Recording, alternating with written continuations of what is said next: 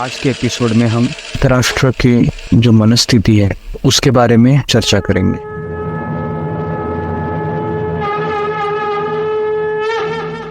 ओम ज्ञानतिमिरान्धस्य ज्ञानाञ्जनशलाकया चक्षुरुन्मीलितं येन तस्मै श्री गुरुवे नमः।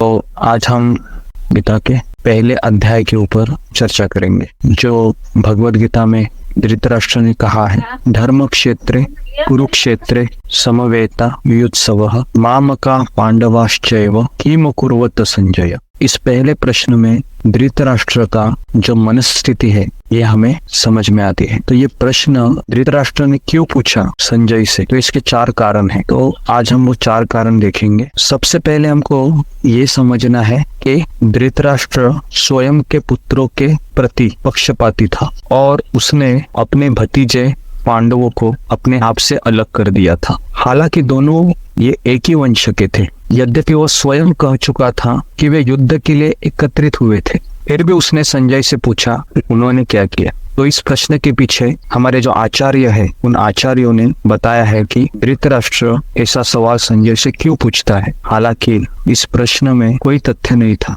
क्योंकि युद्ध भूमि पर आने के पश्चात दोनों पक्ष के सेनानी केवल युद्ध ही करेंगे, लेकिन धृतराष्ट्र के मन में कुछ और विचार चल रहे थे। तो ये सवाल पूछने के धृतराष्ट्र की मनस्थिति ये है।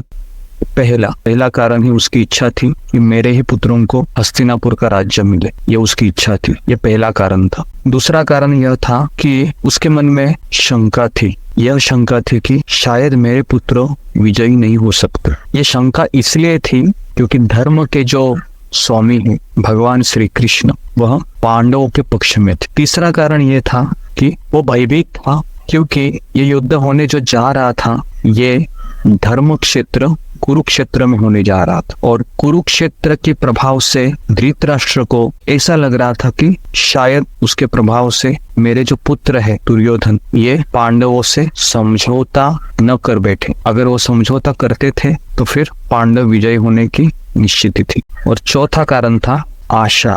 धृतराष्ट्र के मन में यह आशा थी कि अगर कुरुक्षेत्र के प्रभाव से पांडवों के हृदय में वैराग्य उत्पन्न हुआ तो बिना युद्ध के ही मेरे पुत्रों को राज्य मिलेगा। तो इस तरीके से पहला जो श्लोक है धर्म क्षेत्र कुरुक्षेत्र, यह श्लोक बोलने के पीछे धृतराष्ट्र की यह मनस्थिति थी, उसकी इच्छा कि मेरे ये पुत्र विजयी हो। दूसरा कारण यह था कि शंका थी सही में मेरे पुत्र विजयी होंगे।